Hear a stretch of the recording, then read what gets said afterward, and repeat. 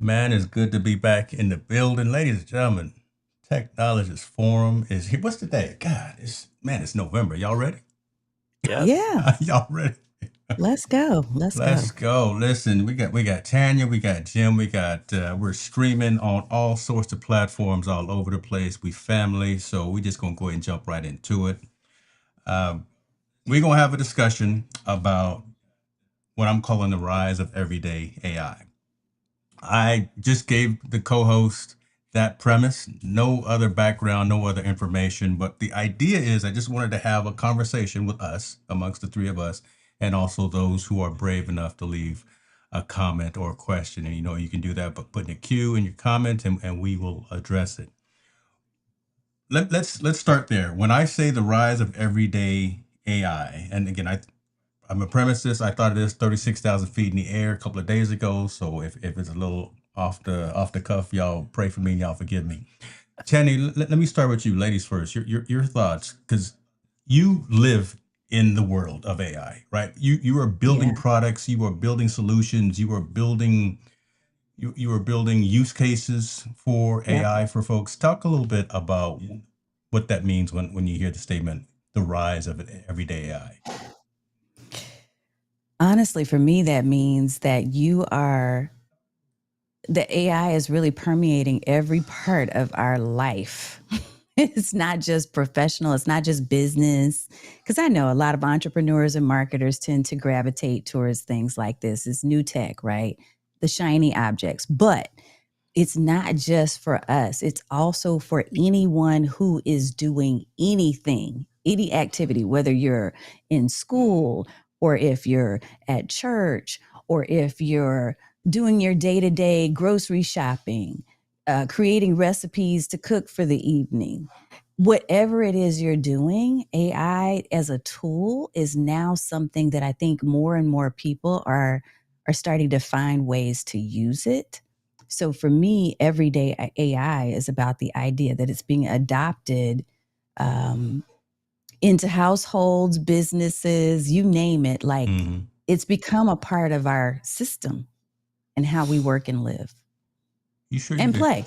You didn't peek at my notes, did you? Because you said a whole lot of things that I got written down here. I'm making sure that I didn't share this. Okay. Great, great. I love that, Jim. Let's have you tail off of that because I want this to kind of be the crux of the conversation. Everyday AI. What is it that you do? What is it that you're seeing from the conversations that you're having? Because you're leveraging all these tools and platforms as well.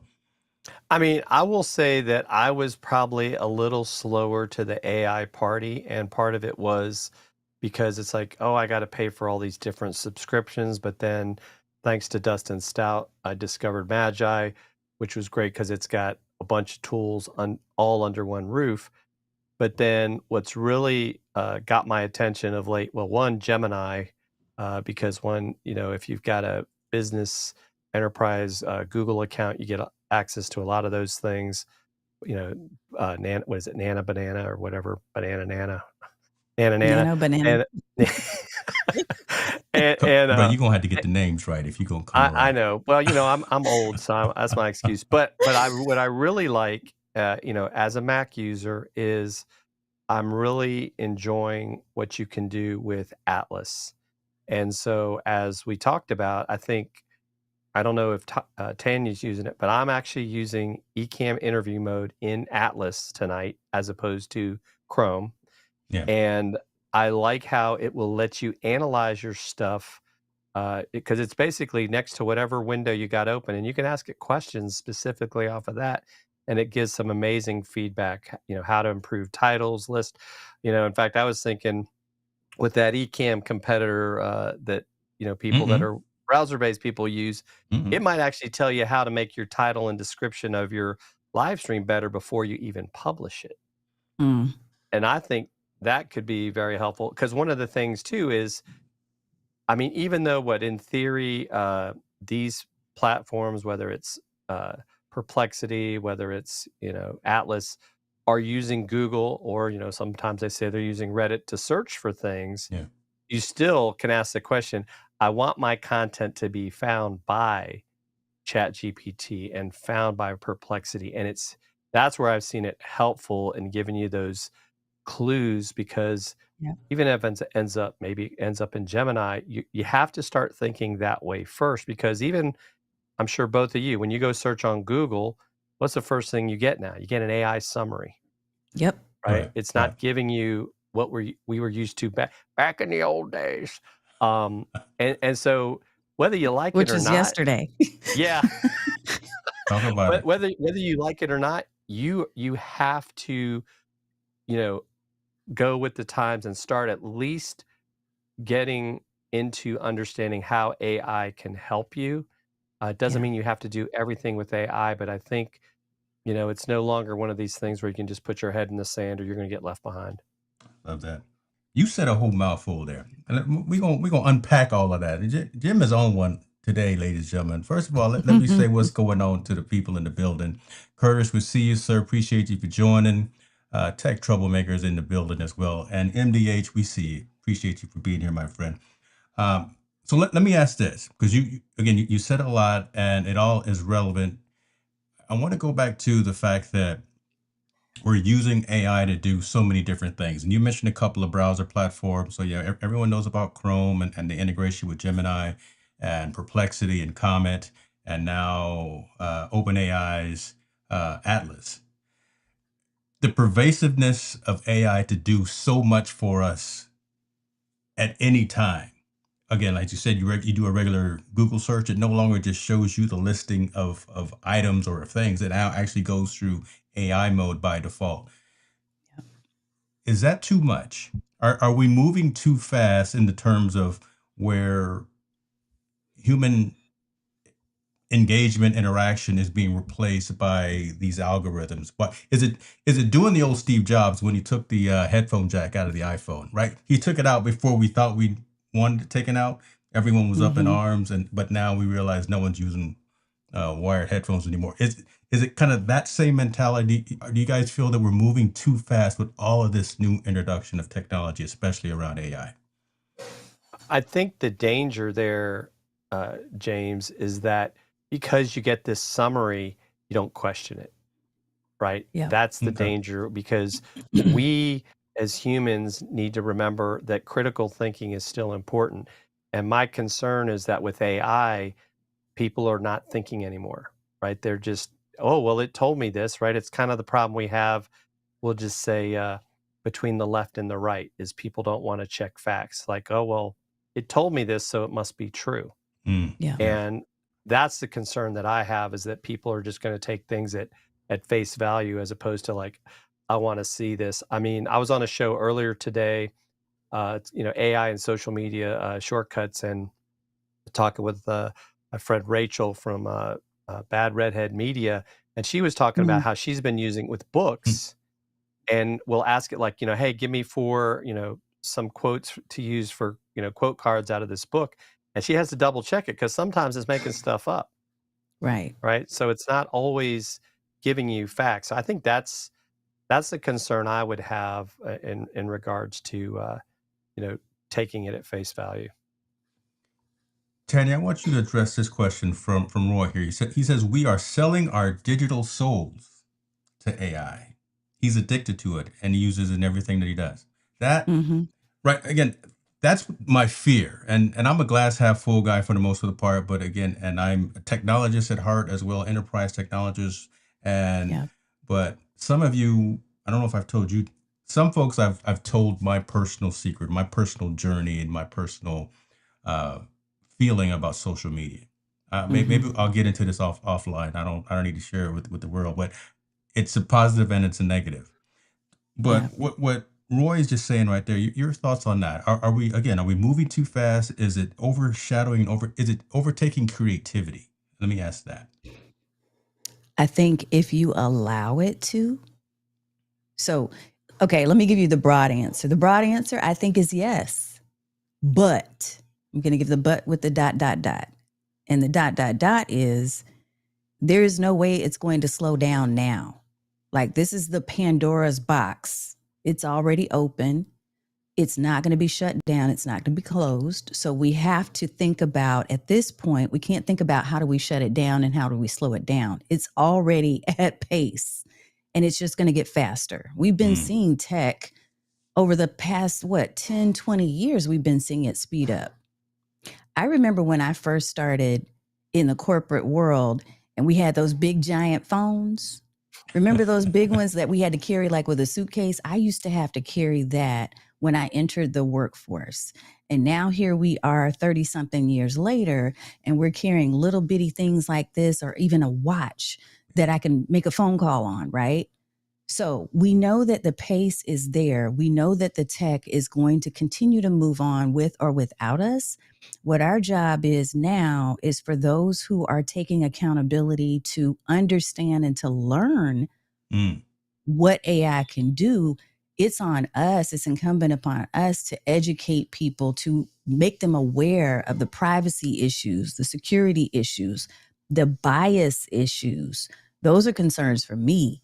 The bias issues, the accuracy, all of those things. We need to have awareness and at the same time align that with an understanding of how we're leveraging it for good. Because we know there's bad actors that are going to use it. yeah. But at the same time, we need to combat that by understanding how it can be used for good. So, yeah, I do think I agree with Roy when he says that. But I also understand that there is no way it's going to slow down. It's not going to stop. So look, as my kids were coming up, my thought was I can either get on social media and understand it and be at least 2 to 3 to 5 Mm, steps ahead of them, or I can lag behind and let them just run with it and figure it out on their own and stumble, which we really can't afford to do, especially anymore. And so my decision was I'm always going to be a few steps ahead so I can pull them along and help educate them and inform them on what to be aware of. And that spread into me doing the same thing for my clients, for my client base. So for those of us who are ready to embrace it and to take it on, it's not that we're taking it on because we think that it's safe yeah. or that it's accurate. It's in some cases, some instances, we're early adopters because we want to understand it to the point to where we can share back with other people what the dangers are and the Yeah. benefits are. Yeah. That's where I So wanted to go. Are we the stewards? We the ones that are, again, maybe 1%, 10% ahead of the everyday consumer, or the early entrepreneur, the early solopreneur, whomever. Are we the stewards of this technology? And I kind of answering my own question, but I want to hear it from you guys because you're smarter than I am. Should we lead by example? Is kind of what I'm saying, because we have kind of seen some of the good, some of the bad, some of the ugly already, right? It hasn't been that long, but we've seen some of that iteration, and folks that are just now coming in, now having access to all of these tools, all of this capability. Should our content that we create as digital creators rise above the noise of that AI slop? Should we, it's fine to put out the content that shows the usage of these various tools, but are we entertaining, educating, and enlightening? Kind of doing all three. We can entertain all day, but the education piece as well. I hope so. I Okay. hope that's what I think the three of us are doing that. Is everybody doing that? No. Watch your tone now. Okay, now I'm, watch. See, look, she, I'm not right. calling out people She by calling name or people out. anything, but I'm just going to say Yeah. that that's something that is inherent within your business character and ethics anyway, Yes. right? We were doing that. The three of us were doing that. I know prior to the whole AI boom.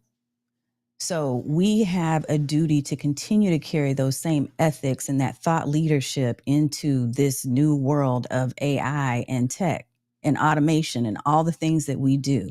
I think that this is one of the reasons why I love to do workshops now and Mhm. why I love to do live workshops, because I don't want to just talk about, hey, there's this new tool that you can go get and you can use this. And hey, look at Sora. I want to break it down, understand it, and then say, okay, here's how you're going to marry your own creativity, your own mental acuity, your business acumen, what you know, your experiences, everything that you're bringing with you to the table. This is how you marry that to the new tools. Not this is how you replace your mind with an AI bot. And I Mhm. think that's the difference. I think we are positioned to take on and to be responsible. I call it digital responsibility. That's on us. Like we shouldn't be out there telling people just go use this thing and don't think anymore. We Right. shouldn't be teaching our kids and our youth to do that. We need to teach them still how to think. Like I want my kids to know how to use an atlas in addition to learning how to use GPS on their phone. My God. I'm Somebody, just Right. saying. oh, Lord have So mercy. Let's just let it's an that marinate for a minute. enhancement. We'll let that marinate for a minute because, for one, you're already getting kudos on the audio. MBH is saying, your audio was on point. I don't know, I got all these microphones in here too, and ain't nobody saying nothing about my microphone. Well, you know. Well, All but right. I think to Tanya's point though too is where I guess you could say I'm a little bit turned off is when I see these maybe more so it's ads. I was like, look, you can make a AI avatar video and you can stop making videos yourself. Mm, Just give it a thing and now you've got a video. I'm like, but then is that really you? Because a conversation I had with Vince Puglisi was AI might know what I am like today, but am I the same person 2 weeks from now? And it doesn't necessarily adapt to that. And so I think I love it for creating frameworks and for maybe like kind of checking our work. But you still don't know that it's 100% correct. But I think, too, and actually it's funny that she mentions GPS because what happens if the GPS goes down? Do you know how to read a map? hmm Right. How do you operate if digital goes down? Are you lost? And I think that's one of those things that we have to remember as humans is we have to be able to operate if, for whatever reason there's a power outage. Well, I don't know what to do. My phone's not working. I don't Yeah. know how to, boil water because I would ask my AI stove to do whatever. So I think that's where we have to not forget, some of the things that we grew up with. I mean, I don't think Yeah. the three of us ever imagined we would be doing what we're doing now. I know I didn't. Maybe you guys did because you're smarter than me. But I think that the AI is definitely something that I look at it. It's a tool. We need to learn to use it, and I love how Tanya talks about we got to have that digital responsibility. Yeah. I love that, and I love the questions and the comments coming in as well. Shirley B is talking. Appreciate you for being here. My friend says, "Remember the ad? Is it live or is it Memorex?" This is what the Mm-hmm. question was. AI is Yeah. being used for everything. Um, and then Dr. Stone says something as well. It is possible to use AI and continue to think critically. I think that's kind of where I wanted to take the conversation as well, and I see people engaging from that perspective. The fact that we're using it as a tool, we're not using it as a crutch. Mm-hmm. We're using these algorithms and these large language models and all these various capabilities to.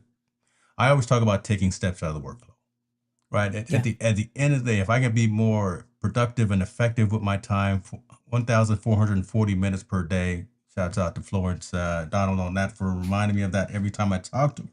Um, but that's the whole idea, right? Because look, I procrastinate. I wait till the last minute. I'm a last Yeah. in, first out kind of guy. Whatever. If I can be more efficient in my usage of time Mm-hmm. and by using tools, but not relying on it to give me the entire thing. I like what you said, Jim, too. Right, setting it up, using these tools as frameworks.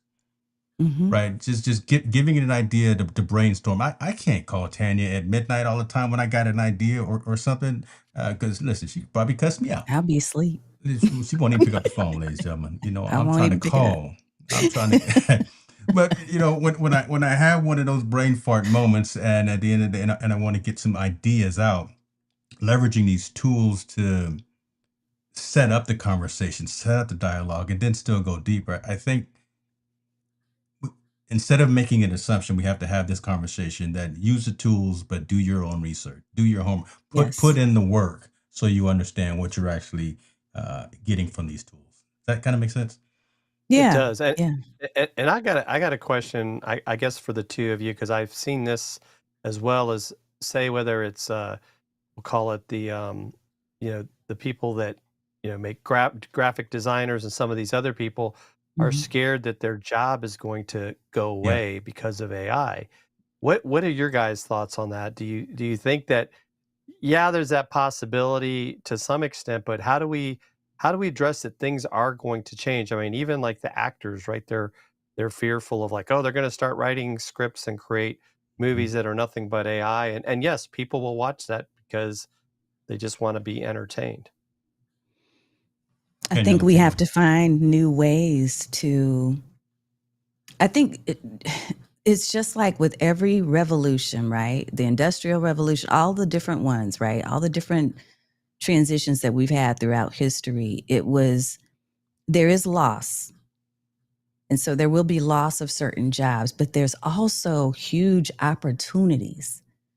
So finding ways to leverage the tools, again, with what you know, is what will help you to differentiate and to sit in a new seat, sit in a new driver's seat, in a new car, and drive it in a way that no one else can. So if I'm a photographer today, not only am I going to learn how to, or leverage my experience in photography because I do high profile photography, but I'm now going to start using AI tools to help me to speed up the process of editing, to make things even more beautiful, to design unique backgrounds that are on top of what I took a realistic picture of. I'm going to offer more services because I'm learning how to leverage AI plus what I know. That's what's going to help people who are in these traditional positions and careers to still be relevant and create new opportunities for themselves, because Yeah. what's going to differentiate them from the person who is just off the street trying to use AI tools to do photography, right? Or to create fake photographs. What's going to differentiate them is that they still have that knowledge and that experience, and they know the language to use for prompting. They know the cinematic themes and styles. They know all of this stuff that the average person's not going to know just simply because that wasn't their occupation or career.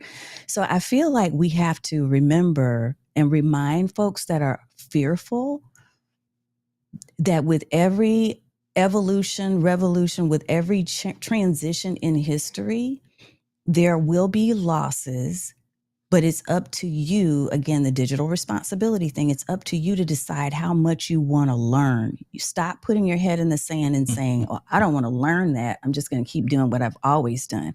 None of us can do what we've always done. We have to take what we know, what we've learned, our experience. And this is why I think Gen X, for instance, like I'm such a huge fan of our generation because we know all the manual things, right? Yeah. We knew about how, you could roll a window up and down with the right. Kids We don't know know that. nothing With a about that. handle? And we know the EVs. And so we get a chance to, wherever you are, whatever generation you're in, you need to marry what you know right now.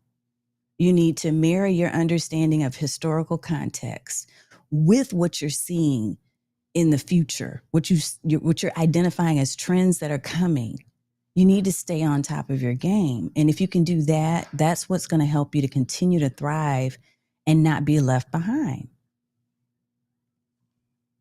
Much more So eloquent yeah. than anything I was going to say. I don't even know why I shouldn't even answer. No. Lord have mercy. Listen, y'all know I'm just here to heckle from the back of the room. Chris is saying it. I mean, look, our legacy. And I always Right. talk about legacy. Like, Yeah. what are we leaving behind? We're leaving for the next generation the things that we know, plus they're bringing to us, hey, these are our needs right now. Yeah. These are the solutions we need help with. And we're able to marry the two to come up with something that's going to benefit everybody, every generation.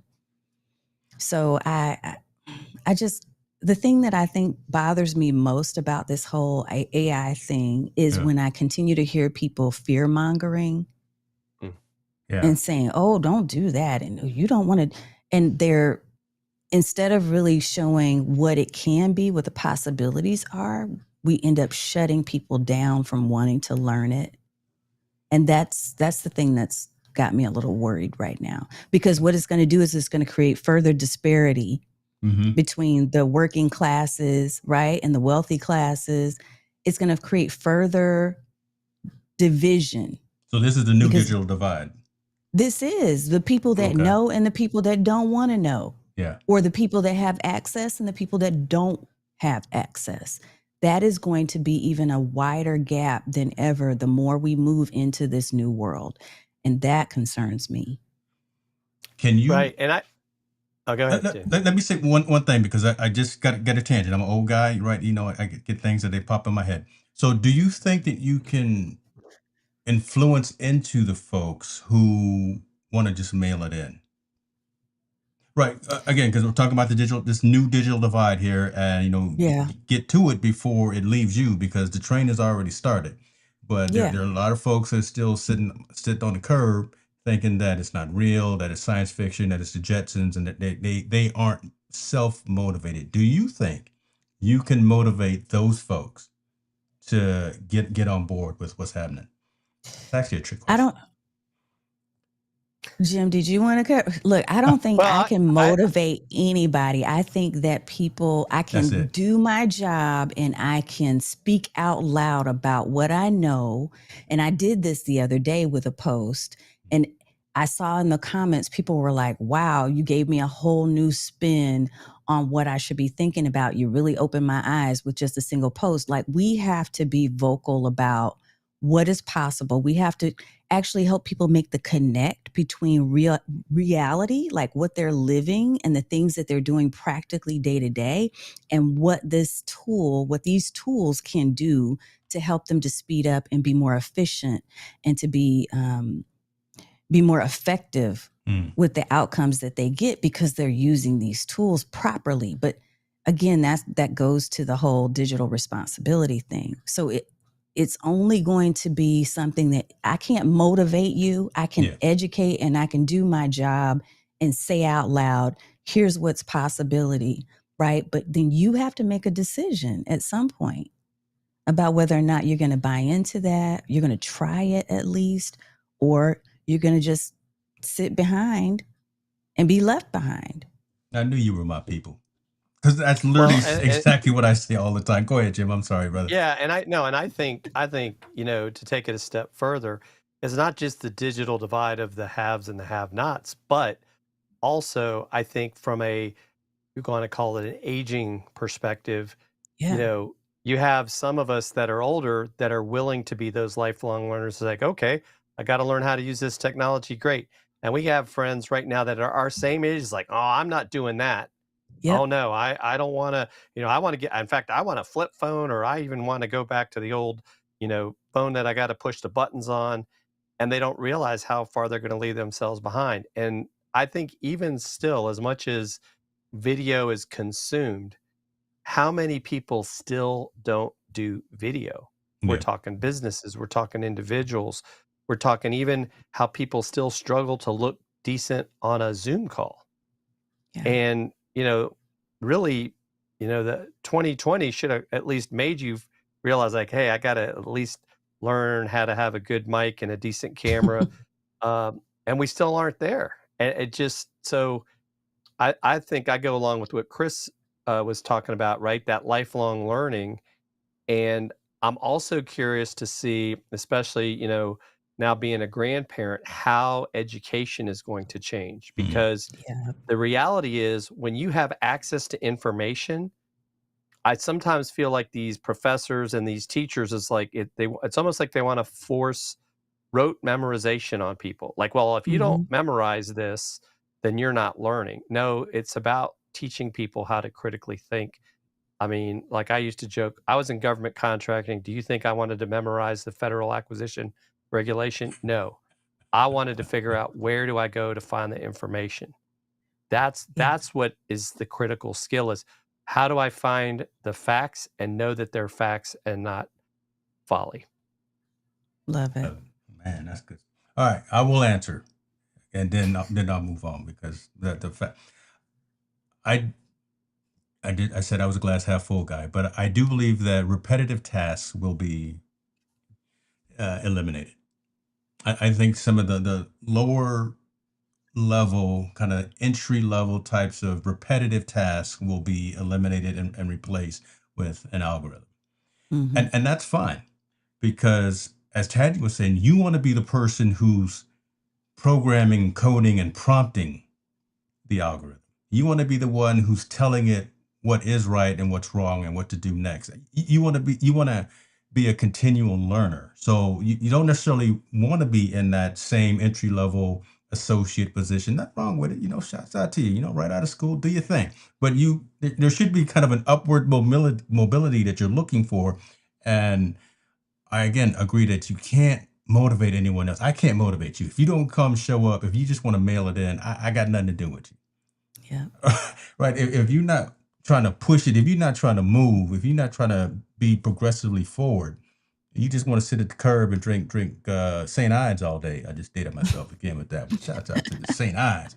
Um, if you just want to do that, again, I got to cut you off from the club because that's not who I want to roll with. So continually learning, continually educating yourself, seeing that this technology is here, it's not going and it's not leaving, it's here. So get on board or get left behind.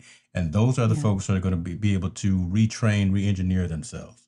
Right. The Mm-hmm. folks that realize that some of those redundant, repetitive, relatively easy tasks are going to be replaced. And we kind of want that. We want to be more efficient, more effective. So if you don't stay on board, if you don't get on board, then you're going to get left behind. And Tanya's going to be, look, 2 miles down the road. Jim's going to be 1 mile. I'm going to be right there with you. We're going to try to catch up. But you want to hang out with winners like this. You want to hang out. Okay, let me see what's going on.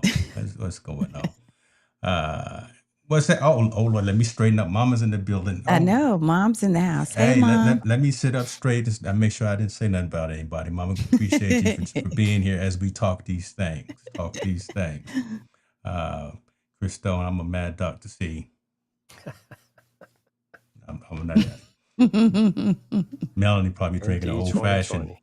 but I'm not gonna put her business out on the streets right now. She's Oh, probably drinking an old fashioned right now, hanging out and. All right, so we talked about everyday AI, talked about it replacing jobs, kind of the next evolution of that, and kind of being smart about that.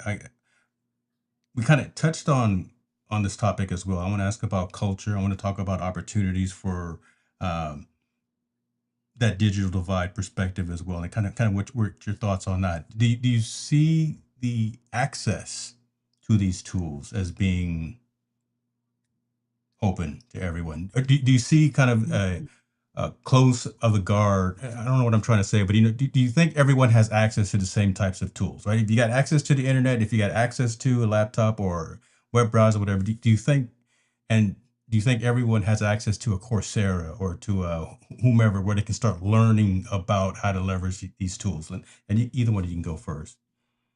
Go ahead, Tanya. that's an interesting question. And this is the way I'm going to answer it. I think that there are certain tools that are accessible. We know most of them, right? We know ChatGPT, so OpenAI, we know Claude, we know the ones that are the common and more popular ones. Does everyone have access to the more advanced levels of LLMs? No, no. Um, but we can start with the basics. We could start with where we are. What is really cool to me is seeing, and this is something that I really want to explore myself, is seeing that there are programs that are being developed for our next generations, programs that are being developed for youth to understand AI on a basic level, and then, moving up to different advanced reasoning tactics and all of that kind of stuff, right? So I love that there are people that are putting together, for instance, I would love to do a nonprofit for Black youth, right? Mm-hmm. Who may or may not have access to some of the things that we're talking about today, or they don't even know it exists to Yeah. be able to go access. I want to just start with the basics, right? But I don't think everybody has equal access to understanding how to use these tools. Even if it looks like, hey, this is free and you can go use ChatGPT, they don't have access to the education behind how you leverage that Yeah. free There we open go. AI, There we go. right? And that's the thing. When I talk about the digital divide and how concerned I am about that, there is this level of ignorance that some have simply because they haven't been exposed to or introduced to. And instead, what they're seeing on TikTok and other spaces is the fear mongering that I was talking about. For a period of time, a couple of weeks ago, I had multiple people that were in my inbox just blasting me with, did you know that AI can do this and it's being used against this group of people? And I was getting like slammed with them. And that's the reason why I wrote the post that I shared the other day, because I was like, okay, hold up. What is happening is you are being influenced by the fear instead of looking behind it to see, why is it that they don't want me to know about this? Why do they not want me to have access and to have courage to go and try this out? Instead of asking that question, you went straight to, oh, we shouldn't use this. We're going to stop using it now because I saw this TikTok. Right? So, Everything on the TikTok and the Facebook, y'all, ain't true. right? Okay. Okay. I'm telling you. So we got to ask the right questions. We have to ask, why would you not want me to know? The biases are there, yes. So now we have to educate ourselves about how to combat that. How do we use that for our good? And how are we educating other people who are in our circle of influence? If my grandmother were still alive today, I would be talking to her about, here's how this can make your life easier, Grandma. I'm just going to show you a couple of things that you can do, right? Yeah. Using your phone. Mhm. So, yeah, I don't think everybody has equal access to the information. I think they might have access to some of the tools, but they don't have access to the knowledge behind how to best use those tools. Jim, I'll let you chime in, but see, this is the conversation that's above the noise. This is it was a little bit difficult for you to get that answer out because, again, this isn't the typical live stream YouTuber conversation, right? This is actually getting into some meat and potatoes, but this is where these folks are, ladies and gentlemen. This is where these co-hosts are, and that's the content that is going to matter. That's going to show longevity. That's going to show your subject matter expertise. That's going to show your longevity as an influence. No, I don't like the word influencer. I know, as an advocate, I hate the word influencer. But Advocate, I like that. right, that's what we need to be talking about more. So I appreciate you being open and sharing. I'm setting you guys up with all these curveballs, but I'm loving the way it's going because we think very similar. Dr. Fuse, talk to him. You Well, continue. I think for me, and this goes back to what she's talking about, is in creating the fundamentals for success. How do we teach? And like I said, I think maybe I'm more concerned as a grandparent of Come on. grandkids that will be in school in a few years. How do we Mhm. ensure that they're being taught to critically think and not just being given this, oh, just ask the computer this and take it for what Yeah. it's worth? It's almost like you still need to learn how to read a book with paper. You still need to learn how to write. You still need to learn how to communicate with people face to face and not just be talking AI avatar to AI avatar. Because then, you could even say when two AI avatars are talking, is that really a conversation? You see that sometimes, right? With these emails you get, you can tell it was made by AI. So should I Yeah. respond or should I have my AI respond? And then so I think those are some of the things that we have to be thinking about as we move forward. And I think, you know, we have a lot of people still kind of stuck in, that's the way we've always done it. I mean, even for me, and some people may not like this. I mean, the three of us have become friends, but yet we've only seen each other in person very rarely. But if I spent all my time going to these in-person networking events, would it really grow my business? Would it really grow my knowledge Mm, base? mm. Or am I just, as they like to say, you're being active, but are you being productive? Oh my God. Right. And so that's where, Shoot, y'all talking. because we have the power of the internet, Yeah. right? We can have conversations anywhere in the world at any time. Yep. And I think that's where people are kind of missing the boat of like, what, because going back to what Tanya's saying about what are you going to do in the future that's going to be relevant, that's going to make people want to work with you? Because to your point, some of these, tasks and skills are going to go away because there'll just be technology that can do it. I mean, I've been involved in some events that I could see where, well, why do you have a person checking someone in when it could all be done with, just by scanning information like, okay, the Yeah. person's allowed in, Yeah. Hmm. but we're still kind of stuck in like, well, this is how we've always done it. But it also wastes a lot of time and money. So that's some of what I see as, where things, I don't know how quickly things will change, um, but just the fact of the analysis you can get by using AI to give you ideas and suggestions that if you tried to do it on your own, like prior to AI, would have taken you forever. Yeah.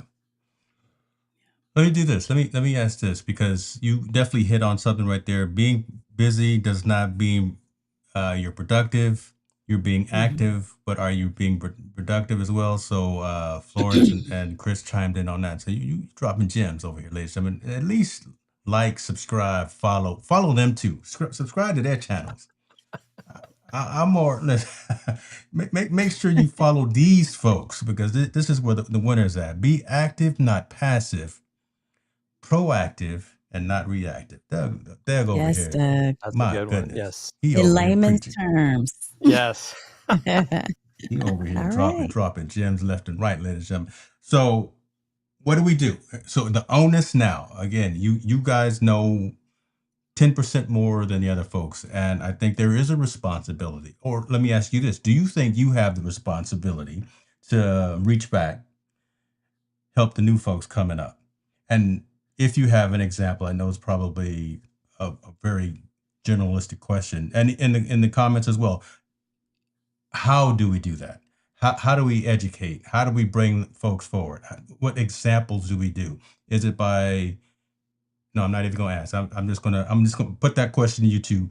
Do we have that onus one to kind of educate those that are behind us, and how do we do that? Because I think society will be better overall Hmm. if there are some goats, if there are some leaders, if there are some folks who have been there, done that, and are willing to spend the time, energy, and effort to educate and enlighten and entertain a little bit too.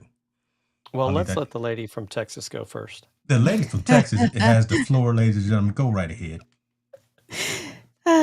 Here's my thought on that. I think that, yes, we have an opportunity to be able to reach back. And when it comes to, when I say reach back, I don't necessarily mean even reach back in generations. I think that, like you said, if we're 10% ahead of anyone, then whoever it is that's willing to learn, we're reaching to them. Here's one of the things that I think I try to do, and that is not lecture people. I see a lot of lecturing going on social media. It's become a thing. It's like people rant and rave against other people who don't know what they do, who don't believe the way that they do, who don't look like they do, whatever it might be, right? If there's a difference, then you're ranting at them. I don't think that's going to be the way to help people to come along for the ride. I think the best way is to show people practical bridges, meaning that you're sharing with them, okay, let me understand you first, and let me understand what your needs are and what you struggle with, what your challenges are. And then I'm going to practically show you how AI, technology, automation, systems thinking, critical thought process, I'm going to show you how using that will get you to where you want to be.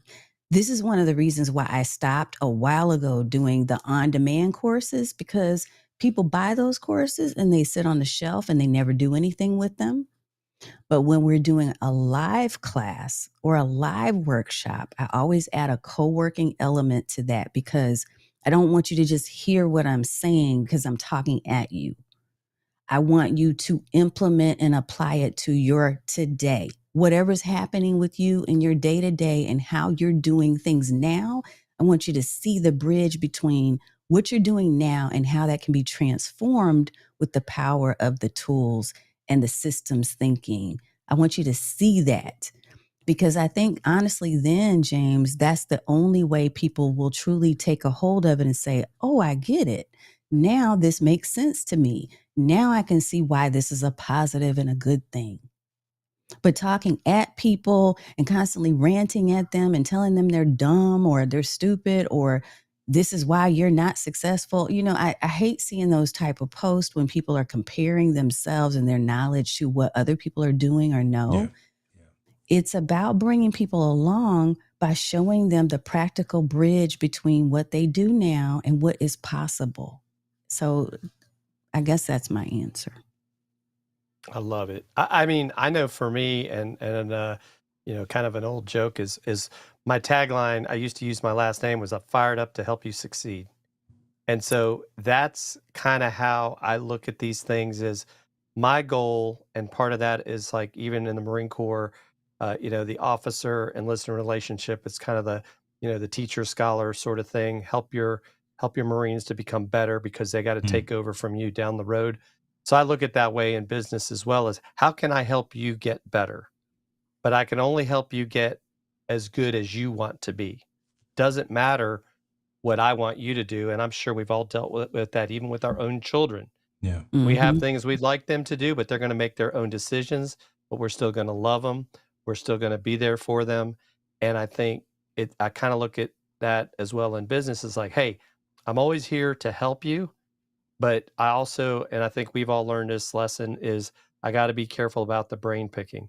I love like, Tanya talks about like, instead of doing these on demand things, let's have live classes. Let's build communities where people can ask questions.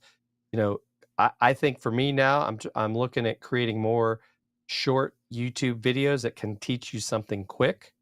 I Mm-hmm. kind of do the same thing with my Substack. Here's an article and a video because people have different learning modalities. Yeah. That's where I think AI can help us kind of figure out what's the best way for me to get this out in different mediums and modes to be effective. Jesse is in the building as well. Ex-military, 22 years. Appreciate you, sir. But he's giving you some kudos. He's chiming in. Dr. Vibe is here as well. Man, we got all of it. They all Hoorah. coming from Tanya's channel. No, No, they they're are. all No, they coming are. for all I of see us. everybody. I see what's happening. They all He, come. he sees he sees it. It's the Tanya show, but that's good. But No, it's not. Glad But to I be good love here. here. y'all, though. Thank you for being here. Look, just like Doug is saying, listen, Tanya, speak your speech. Wise words, motivation, and help. Again, I'm just here heckling from the back. I'm just instigating. But right. So I hope the audience who may not know me, again, you know, 'cause since we're streaming live on both Jim and Tanya's channels as well, understand kind of what I'm doing. I'm layering on consciously and purposely the discussion pieces. I'm setting it up with the premise and looking for the dialogue. Every week I never share with them the whole insights in terms of what we're going to talk about. And it just turns there's a lesson that always comes out. There's always tangible. It's probably frustrating and nerve-wracking for them as well because they're like, oh, I can't prepare for it. You don't want to prepare No, for it. it's not. We want to go right off the Fun. cuff, but at the end of the day, we are You're making saying, us think. You're making us Yeah. okay, critically think. you get it. Okay, Yeah, but I got to say it absolutely. out loud because other folks, just They may who not may know. not They may know. think we have a structured outline, which we have nothing. Like there No. was a We one-liner. just had This that is what we're going to topic. talk about. That's it. It was just a topic. Yep.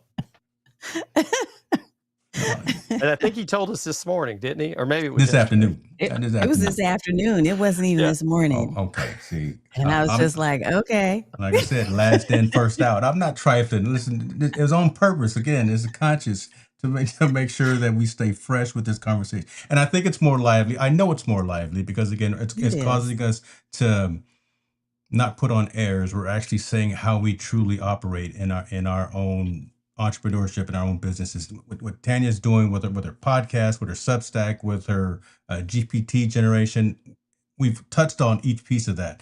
Jim, what you say, what you're now changing your methodology in terms of creating shorter, more engaged learning videos on your channels, that matters. And those are actionable things. Again, we can't motivate other folks to get it done, but we can tell them some tangible tasks and skills that we're leveraging as well, that they might work or they might not. I think they're going to work because we're willing to actually put in the work and measure it as well. So we'll throw something against the wall, but we've got a plan, and we'll measure it. We'll look at the analytics, things of that nature. So again, I'm over here just trying to set precedents that I know what I'm doing, y'all. We're not just throwing this against the wind here. So this is it's working out perfectly as it always is. All about an open conversation. Thank you, Jesse. See, there you go, Jesse. My goodness, I'm gonna put that on the screen right there. That's right. That is how we get ahead. That's true. So let's do this. What's next? We started in the middle of the conversation talking about some of the platforms that we use, and we don't necessarily have to go down the whole slew of platforms that we're using, but um, where do you see us going in the very short term, right? We talked about browsers, we talked about um, building communities, we talked about leveraging newsletters and things like that. If you had a crystal ball of where everyday AI was going, where do you think that the industry is going? And forget about Mhm. the $1 trillion pay package that Elon Musk just got, because I'm upset about that. But where do you think we as entrepreneurs, solopreneurs, digital creators are going in this usage of AI from an everyday perspective? How we leverage these tools, these platforms? I'm going to go with wearables. I think as the things like the Meta glasses and some of these things start to develop, I think that's going to allow people to do things more on the move. But I think on the flip side, because there was in a speakers group I'm in, they were talking about how people could have glasses when they're on stage and it'll Hmm. like do a hologram of what they're talking about. But my thing about that is like, just like we're doing right now, we're doing this with no script. Yeah. You need to talk the real you and not sit there and basically read your slides to the audience. You need to connect with the audience. So that's, I think, the danger of having, whether it's the glasses, whether it's the watch, whether it's, holograms, it's going to change things. And I know Peter Lasowski, who I work with at Relatable, thinks we're a lot closer with this hologram stuff than we may realize. You've been dropping a lot of names today, brother. Okay, you've been. I don't know half of these folks, but you dropping a lot of. I'm gonna rewind this. I'm gonna look at this later on, make sure that you're not just Look at the making up list. stuff. But you've been dropping names left. Okay, okay. Tanya, go ahead, I child. think you're so funny. I think that the tools that we used to have to go and purchase access to, the software as a service, I think that industry is being turned on its head right now because of vibe coding. I think that, and I'll give you an example. One of the things that I was doing, I created this class, this workshop that's coming up, where first I was going to do a class, which I still am, on AI brand images. So then Sora 2 came out and I was like, wow, I'm loving Sora 2. There's all kinds of applications I can see using this stuff for. So I decided, because I kept getting asked, to create a prompting class. But here's the thing, as I was writing the workshop out, I got this question. Well, do we have to go and have, the paid ChatGPT in order to access Sora 2, et cetera, et cetera? And then I found out, wait a minute, I can vibe code my own app that I can use with my workshop, so that for those people who don't have a paid account, they can just use my Sora 2 app, the platform that I've built out for them to use during the class, Yeah. right? Because they're paying for my class anyway. So they get that usage while they're in the class, whether they have it or not. So it's giving them another option. So what I'm saying is, I see people thinking more like along those lines, instead of, let me go out and pay for another subscription service. Hey, instead of me doing that, let me build what I want using vibe coding and other tools. That's one thing. The other thing I think I'm going to see more of is smarter assistants. Mm-hmm. Whereas we used to see a lot more of the virtual assistants, right? That you would hire, whether it be in your own country, other countries, around the world, whatever. I think that people are getting smarter about having teams of digital assistants, with each of those assistants having individual specialized training to do a certain aspect of the work. I think we're going to see a lot more of that continue to proliferate the industry. And so for you VAs out there, what your job is you need to learn how to use AI effectively so that you can take the reins and create these systems and tools yourself. Yeah. Now, you might not be doing the work itself anymore, but you have a system of digital assistants that do the work you used to do quickly. And you're going to sell that as a service instead of what you used to do. So I think that there's also AI for wellness. I think mental health is a Mm-hmm. big thing because people are now becoming socially isolated. This started a while ago. Yeah. But the social isolation is also generating a need for there to be more solutions. And I think that AI is going to help with that. I think there are going to be more mental health check ins, more digital journaling opportunities, ways to be fit. I think there's just there's a whole thing, a whole industry we haven't even imagined yet that's coming. And our job, again, I keep saying our job because we know things. We have the historical context. We know where we came from. I think our job is to figure out, how do we fill the gaps of things that we used to be able to fill with people, but do so with this knowledge in addition to the people aspect, because we can't lose the human touch. We can't lose the human interaction. There are too many people that need that. So to your point earlier, and I'm going to be quiet in a second, but to your point earlier, Jim, about, do we have to be in person, in order to do things? No, we don't. But at the same time, there still needs to be opportunity for us to have that human touch, that human interaction, that voice, even if it's online through Zoom calls or through Ecamm Live like we're doing right now. But we cannot miss the human and the people aspect of what is happening here. We cannot let our kids, we can't let your grandchild, we can't let my grandniece, we can't let them suffer and be isolated and only communicate with bots and tech. Right. We got to figure out how we're going to encourage them to do both equally well.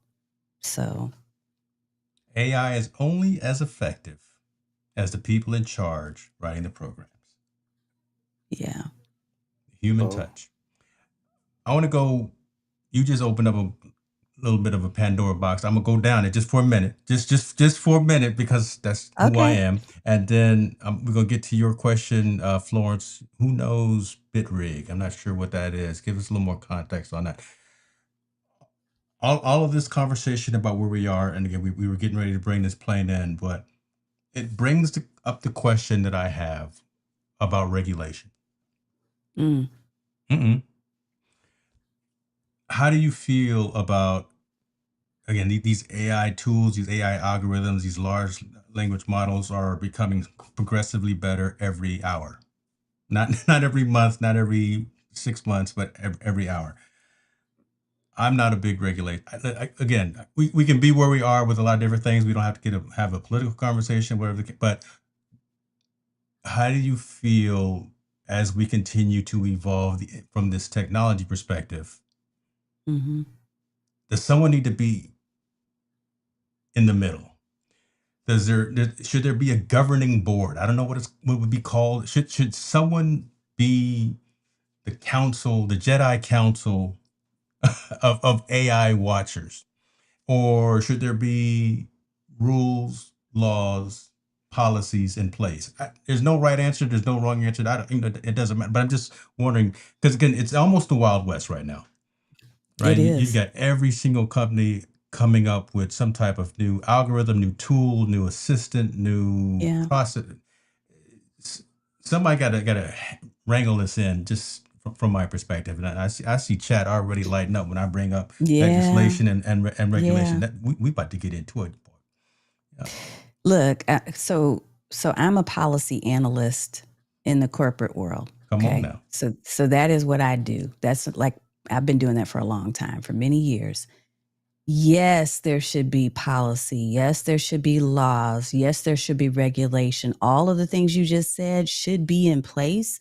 Mm. There should be people with ethics who are running the show as it relates to how this stuff works. The challenge in this moment is that no one trusts the people that are in charge. Mm-hmm. So I'm concerned about the fact that it is the wild, wild west, and I don't know who to trust. I don't know that I trust any of the people who are over these LLMs because, of course, the reason why they appear to be in business is not for the betterment of mankind, but potentially because it's lining their pockets. And even if that's just a suspicion on my part, because I don't know any of them personally, I think that a lot of us are very suspicious just given the way that things have been playing out in the world over the last few years. So, yes, I agree. I think there should be all these things in place. So, I'm going to tell you personally what we have the responsibility, because I'm going to go back to the digital responsibility thing. I think each of us, if we're a business owner, if we're an entrepreneur, we need to lean in on the traditional things that we used to be told and taught to lean in on. We need to make sure we have we have the highest standard of ethics. I was working with a client yesterday who called me specifically. She said, I don't even want to talk about the stuff we normally talk about. I want you to tell me where there are holes in my process. What she was worried about is exposure because she felt like she wasn't being honest in certain aspects of the systems and the tools that she was using. And I said to her, let's examine from start to finish how you're putting people through your funnel. Where are you explaining to them that you're using this particular tool in order to capture their data and their information?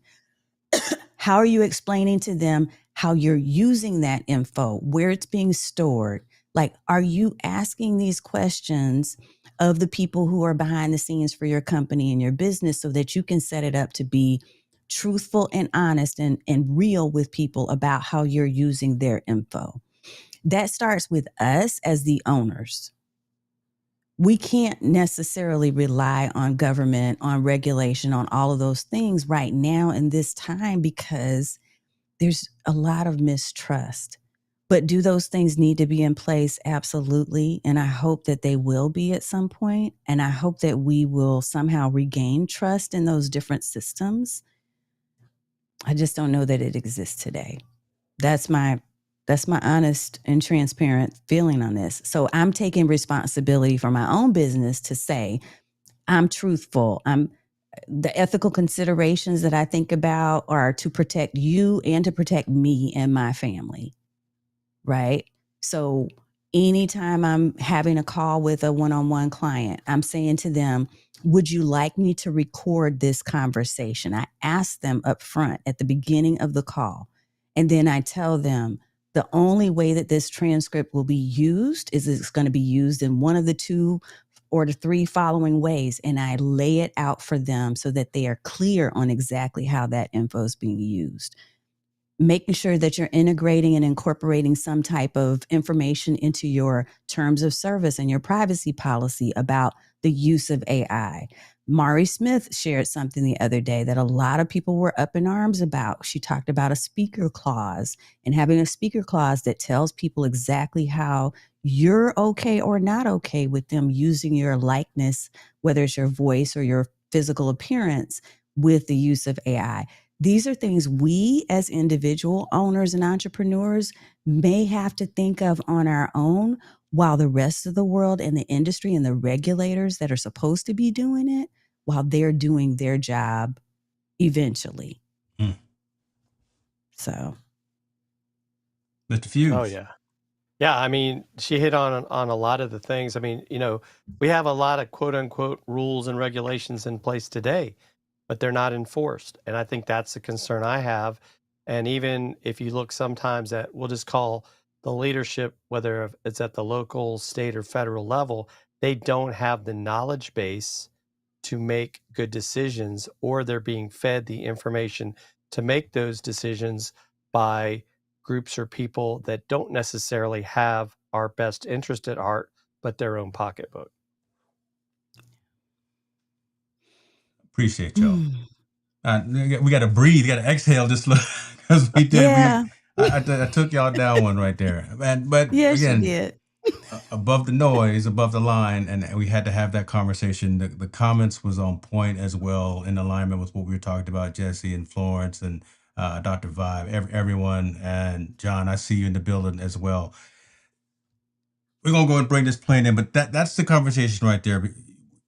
It was a mini masterclass. It was a mini workshop. Y'all, again, go subscribe to Tanya's channel. Go subscribe to Jim's channel. If you want to subscribe to mine as well, that would be amazing. But the information that was provided, hopefully it brought value to you, right? Because again, at the core level, talking about AI and its uses from an everyday basis, and I really wanted to make sure we talked about the entrepreneurs, the solopreneurs, the digital creators, who we are, who we relate to, and that's a large swath of all of our communities, right? Solopreneurs, entrepreneurs, and digital creators. So finding value, finding actually actionable things that folks can do today to make themselves better. We can't motivate you if you're not motivated, but we can give you these tools and we can give you some direction.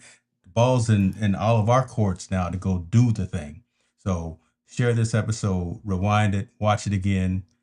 Appreciate Shirley says she's gonna chop this up. She's gonna do my clipping for me. So I'll send you some Venmo or something. Appreciate you sis for that.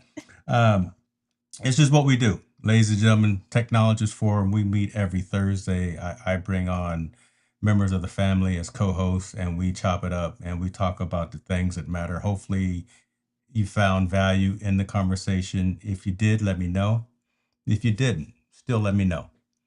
Right. In the Make sure they description, follow you, Higgs. I'm Yeah, come humble. on now. I'm humble. I just y'all. You are, but you do such a wonderful job, first of all, of like you said, you're masterful. You didn't say this, but I'm going to say it.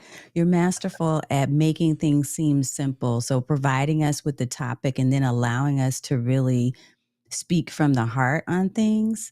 That's so important. Not only speaking from the heart, but you're actually selecting, I think, the peers that I see on the panel every week.